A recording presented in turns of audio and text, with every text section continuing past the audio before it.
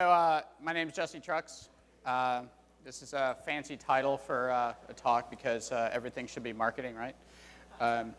So I call it future-proofing the InfoSec arms race because we have to think about what's the next stage, what's the next plateau. Everything grows, everything changes, and what's the future going to hold for us, and how can we think about that? We've had a lot of talks today about these kinds of things in terms of frameworks and how we can design things now so that they grow with what's in the future. And so what I'm primarily going to talk about today is how our language mirrors military operations and military tactics in information security. And a lot of that actually is from just because of the methodology, and it is really an arms race. That's what I've been calling it for years and a lot of other people. So I have to do this for my employer, safe harbor statement. I'll make it really short for you. If I say anything about Splunk products or Splunk services, it may or may not be true now or in the future, and we are not in trouble if I say anything that may or may not be true now or in the future. That's a short version of the wall of text, sorry. A little bit about me. I'm the Minister of Magic at Splunk. I'm essentially a security consultant, do some product prototyping and other things, help our customers do security and get better at it. I really like it, it's kind of fun. The other thing is I love data. I love data, and more data. I really like security. It's been a really big passion of mine. I've been doing this about 20 years. A little late start in my career. And I like solving problems. A friend of mine, he's a physicist, years ago said, I asked him, like, why do you do what you do? And he says, because I like solving problems. I want to be challenged. And he went to work for Los Alamos for 15 years because they had challenging and interesting problems to solve. And I realized that's true about most of us in IT and security, is we want to pick at that problem. We want to go and fix that problem. And that's definitely describes me. And per suggestion earlier, what do I need? I need more data. I can always use more data. I want to do more analytics on any kind of data set that I can find that involves describing what we do and how we do it in security, because I think that's really important. The input that I would love to have, if any of you are interested, is the application of any kind of language that we use to describe what we're doing. We've talked about modeling and some of the language. Two or three of the talks actually have talked about trying to find a commonality of language. We all use the same terms, and we don't always all use them for the same reasons or to mean them, define them in the same ways. I'm curious on how we can work on that.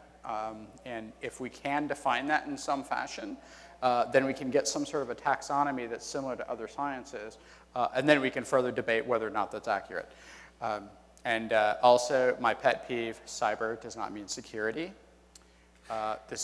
I like to blame this is why I left the US government work, but that's actually not true. I really can't stand that. That's my pet peeve. So, I have no idea why there's a blank. War has been around for literally thousands of years. This is from an Egyptian wall.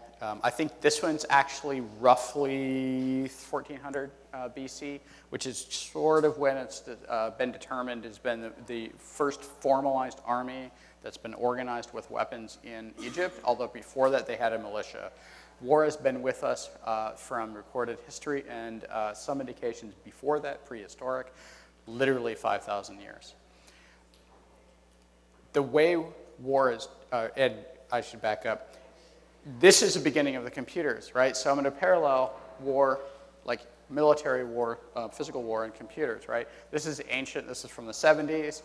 Early on, it was just kind of laissez-faire, everybody got to do anything. The security was the fact whether or not you had a key to the room, right, largely.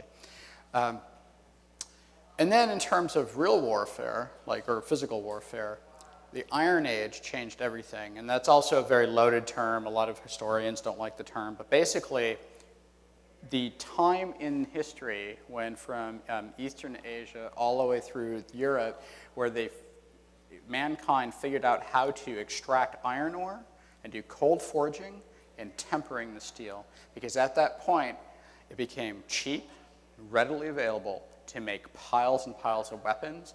And it was during this time period, which started around 1400 BC in Eastern China, and then ended up around 400 or so BC in Europe, where any nation state or city state could make a massive army or militia. Before that time, very few people could, so you had these massive empires, and this changed everything. And since that time, we've been in a near constant state of war. Nothing's changed. Because today, weapons are still readily available to anyone. You know, you can get a Kalashnikov for like, what, $12 or something like that? And then everything changed. This is the Iron Age, the beginning of the Iron Age of computers. Morris Worm. Poor guy. Very famous. In case you don't know, he basically is famous for developing the first internet worm, the first attack software. And at that point in time, people realized that it was incredibly easy to make computerized weapons. And so this is when there's a merging of the language that we use for computer security with military security. This is just a subset of some of the things that we use all the time. We've thrown these terms around all day long. Every day at our office, infiltration, we infiltrate. Military infiltrates. Intrusion, that's when you get into a building or get into a city, et cetera. Lateral movement, that's when you do something where you change sideways around the troops instead of into the troops when you're going around in a military. We call it lateral movement when you go sideways to another system, right? All of these things are used in both, language in both. So let's fast forward to after many, many centuries of various forms of warfare. This is what we call the castle defense, right? You know, castle-based defense. So you have, you start here, you have limited entry points, right? There's basically one place in, so you have a choke point, and then you have guards checking your identity, authorization, you have big walls you can't go over. The moat keeps you from being able to run up to the walls, so it reduces your ability to use ladders and some types of siege engines. You have watchtowers, so you can monitor and observe, you can keep an eye out, and you have inner walls for internal segmentation in case you have a breach, right? Pretty standard. Well, that's exactly what we do on our networks today, right? We have our gateway, we have access controls, we've got an IPS out here, we've got a firewall, maybe a water wall here, right? We have monitoring systems, right? And we even have segmentation. This is every corporate network on the planet who has any kind of security, right, pretty much. And so this is a paradigm that we talk about a lot of times these days. Last few years, people are saying, oh, this paradigm is no longer valid. We've got to do things differently. I disagree. And the reason is because if you want to do security for traditional kinds of attacks, which still happen every day, all day long, you still need these things. You need additional things, which we'll talk about, but you at least need these things. So let's take a break and we'll talk about the kinds of methodologies of attacks, right, in terms of troop movements. It's the same kind of thing that you do electronically, right? So you have a frontal assault, okay? So you've got the people you want to attack, and you have us who want to attack them, or us defending and the attackers, right? They obviously are bad guys, right? So frontal assault, they come straight at you, right? They hit your firewall over and over and over again. You go back, you push back, you put in firewall blocks, et cetera, right? You know, or in troop movements, obviously, you know, we've seen the, you know, walls in the Civil War where you run at each other and everybody dies, right? Then you have a flank assault, where the idea is you go around the side.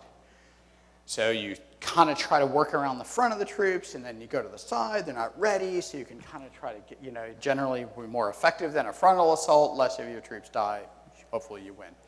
In terms of computer security, a flank assault basically means, oh yeah, and then of course you push back.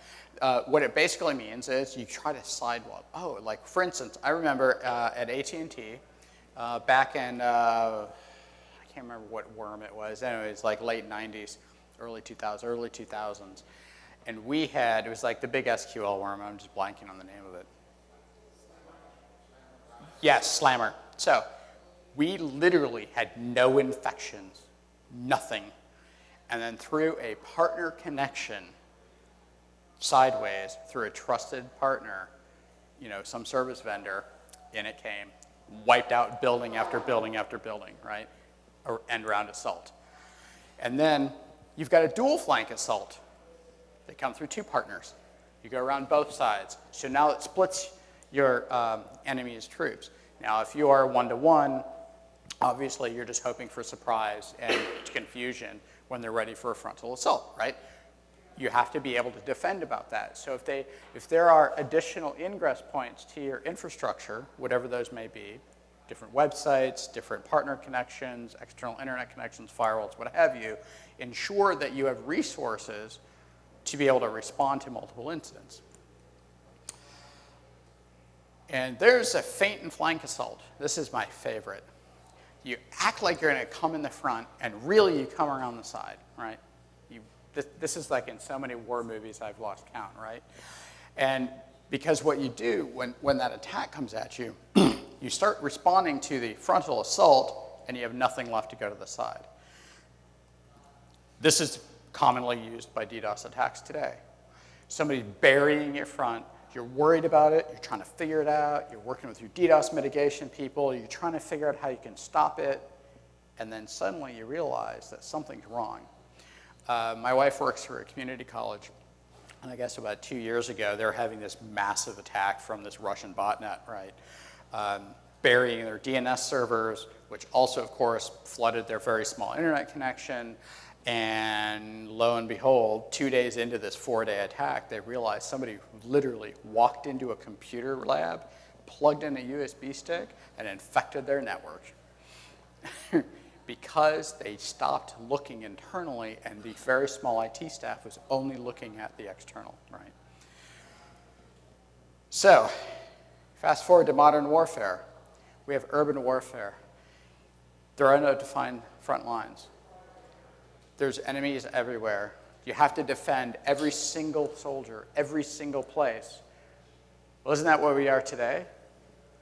We're mobile warriors, right? I'm on the road all the time. I work from home. I'm not in a corporate network. I bet you half the people in this room, you do that all the time. Most of us have remote access. We have salespeople. We have technicians. We have administrators, CEOs. Some companies are only remote. So now your attack surface is every single device and every single person using those devices. Like we talked about a framework earlier, the user is an ingress point. So now you have to also monitor the connections between them. So you have to do the traditional castle defense for every single point, and now every single link you have to monitor. And this is an order of magnitude increase in complexity. And so the amount of data, even in a small infrastructure like this shown here, is enormous in a relative sense. So how do you deal with this? We'll take a pause on that and come back to it. So we've talked about the kill chain earlier today. So a paper came out by Lockheed, some folks at Lockheed. The link is very tiny at the bottom here. And this is based on the military concepts of their kill chain in the military is find, fix, track, target, engage, and assess. And you start by finding a target. I forget what exactly fix is. You get a fix, I'm blanking on it right now, but then you track them, you find them, you get to them, you engage them, and then you assess afterwards, right, after action, right? It's the same process that we use this way. So you do reconnaissance, weaponization, delivery is when you drop it on, deliver the actual exploit, and then that exploit explodes and it installs CNC, and then afterwards, right, they can do things.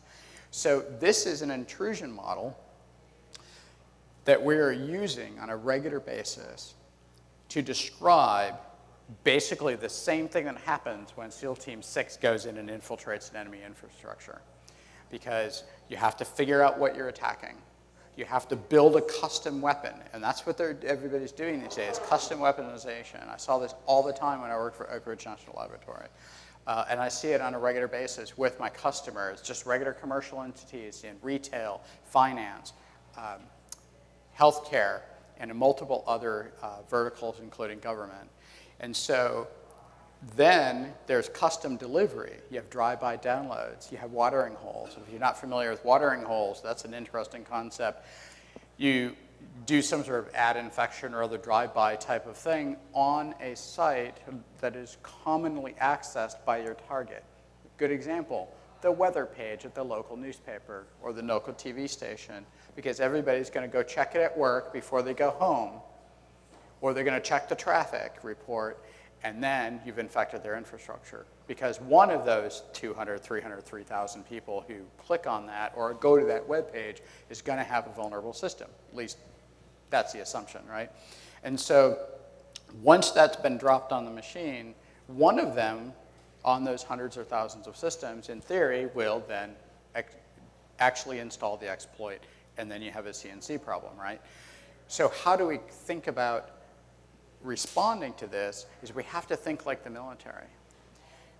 But remember, back here, how much data we're talking about?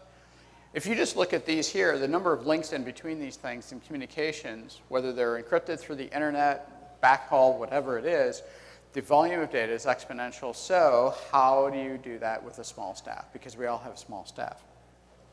We have to do data analytics. We have to figure out ways to do mathematical approaches to understanding what's happening in our environment. We have to look at things like the models we talked about earlier and figuring out how to codify those to do machine learning, to understand how to quantify not only the volume of things that are happening, but the specific qualitative and quantitative data using these models. You have to codify these models into math so that you can then respond to them in near real time, because you know real time doesn't exist. And so, because what the military is doing is exactly this. They're looking at things like the intelligence reports that come in, movement, power usage in certain areas and cities. They are doing, of course, surveillance through drones and other means, and they have automated systems looking at the video video and images that are coming off of these drones and other systems to analyze what they're seeing, to do some sort of pre-sorting to give the human analysts something to look at and review. And then, of course, they have other systems where they can do this further. And if you look down here, the troops have mobile computers now on the front lines. I almost took a job a number of years ago actually supporting these image systems. And what they're doing is live delivery of intel feeds, satellite images, drone images to the troops on the front line so they have a better chance of surviving and conquering the enemy or just getting through a situation. And all of this is based on doing analytics because of the volume of information they're looking at is insane. Imagine flying 5 drones over an area inside of 2 weeks, and now you're supposed to analyze what those movements on the ground mean. They can do a fair amount of this on an automated basis, whereas 5 years ago, a human being would literally have to look at, probably at high speed, every single thing that came in, and it might be 3 weeks late by the time they figure out what they're looking at, where now they're trying to get this down to sometimes within minutes they can respond. So we have to do the same thing with our network infrastructure and our system infrastructure and our data. So, for instance, these are some things, I happen to use Splunk to do these, but this is a 3D scatter plot of a very complicated data set. You can use this to manipulate how the grouping's done, the scaling, so that you can see where there's clusters of things and there's outliers. Like if you work on some of the scaling and some of the filtering here, you might see like this is an outlier and there's a outlier. What's this right here? And those might be command and control, other things like that, depending on what this is doing, right? This is actually a predictive chart. This shows you your confidence interval, and up to the blue line here is the real data that I used, the sample data that I used, and then this is a prediction based on historical values, what it's going to do in the future. And so what you can do is you can do projections.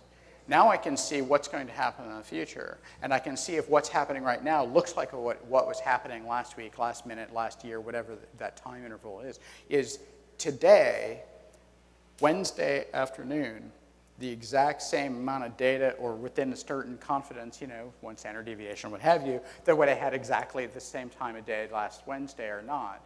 If it isn't, then there's something wrong, or there's some other event, right? And then here's some example of doing some predictive analysis. You take this kind of data and you can create these other things with it.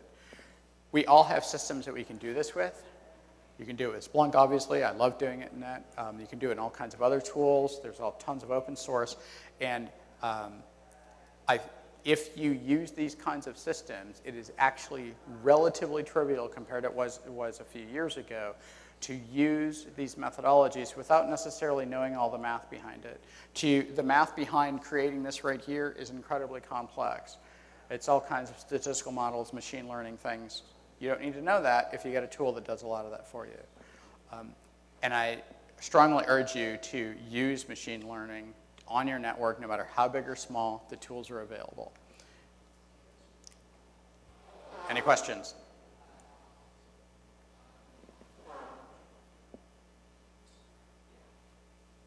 So, yeah.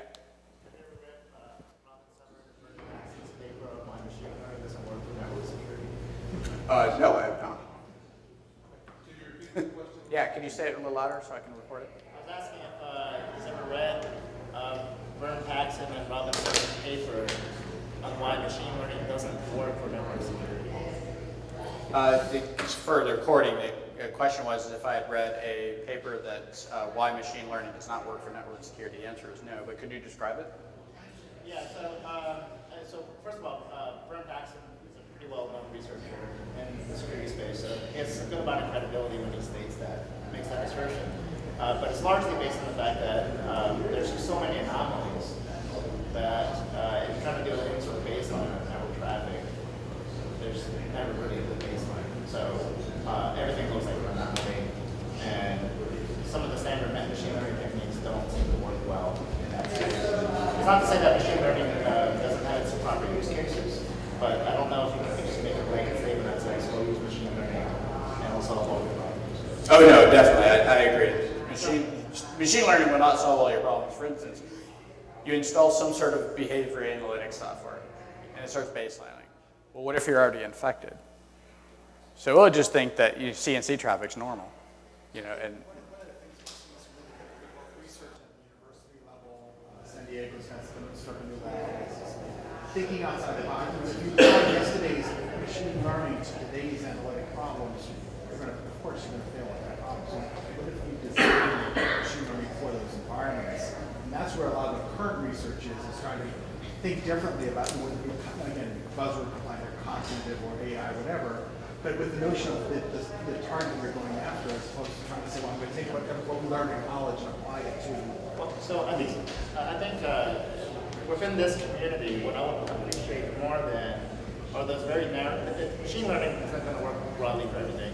It's those very narrow use cases where it's either we designed it to be able to work within the context of machine learning, or we find those use cases that are very narrow in scope, and that happens to work really well. Okay, and I think circulating that insight is particularly helpful. Right now, the vendors lock up that insight as part of their proprietary whatever it is, but they're all figuring out the same thing as well. It's like, oh wait, this doesn't work and this does, and those things that do work, frankly, aren't that novel so far.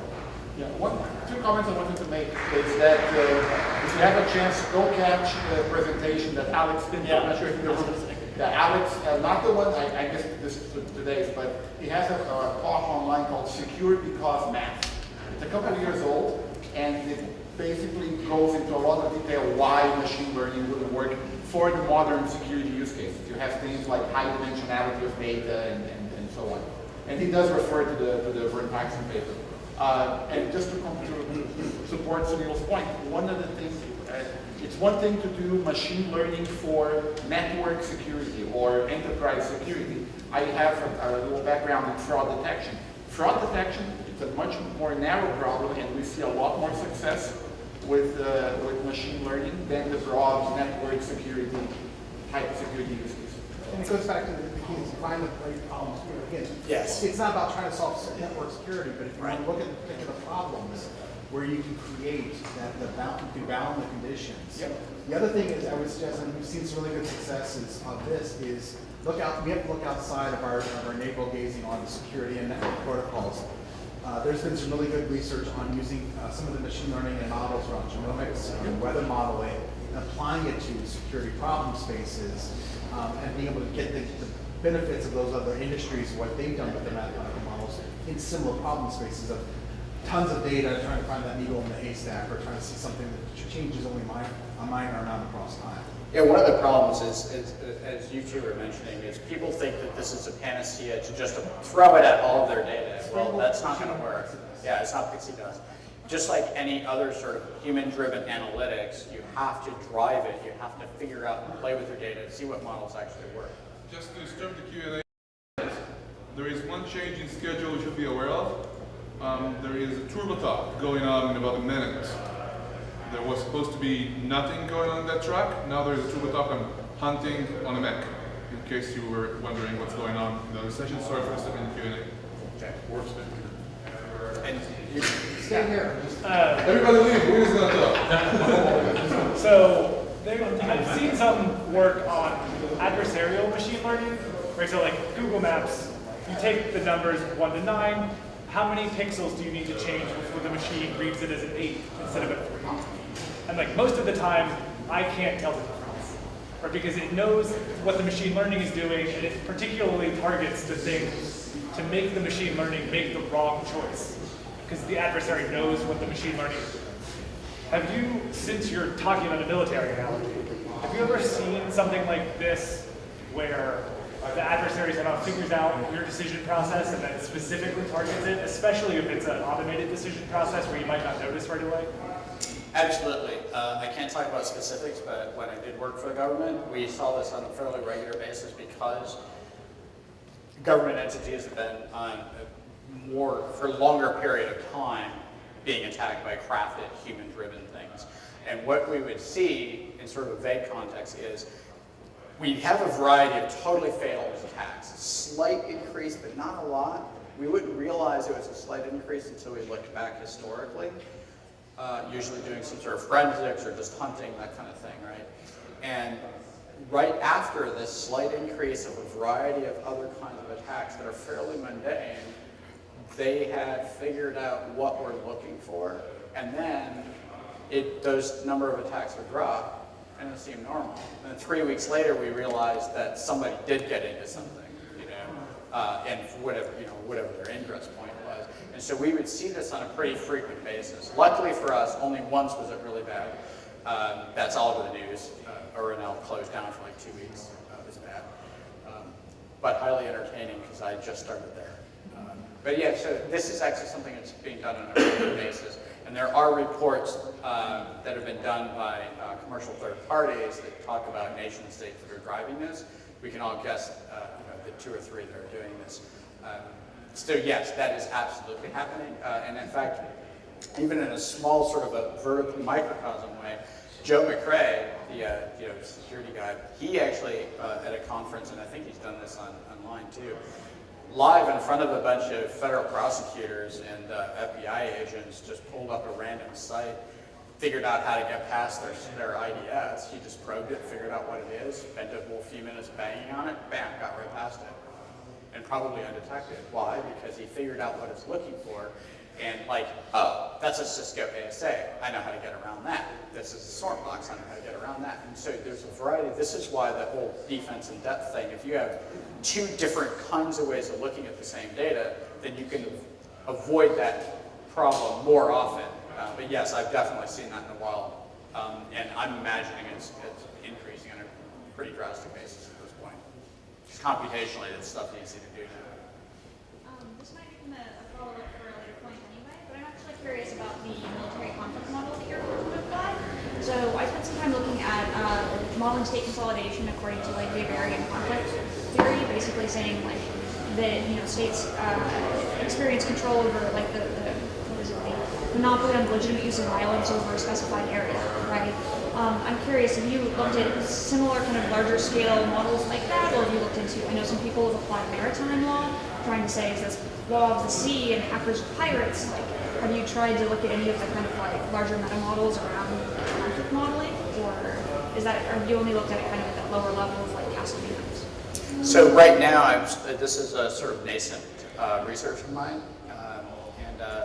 My boss has recently got behind it, and so I'm trying to basically, my whole point about collecting data is I'm looking for data sets that I can do this on, and what I want to start doing is actually doing mathematical modeling and threat modeling on various historic military engagements. By historic, I don't mean like Battle of Gettysburg. I mean like, you know, Iraq and Afghanistan and even Vietnam in modern warfare context. I don't know what those answers may yield. We may discover that it doesn't actually yield anything useful for us, and it may.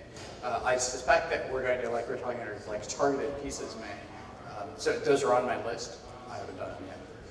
And one of the things I'd add to that is I want to also do a similar kind of modeling on various, like Russian mafia, the various, you know, what is the ransomware and those kinds of things, how those waves of attacks model using those to see if they actually match. We have an incredible amount of data available to us through our customers.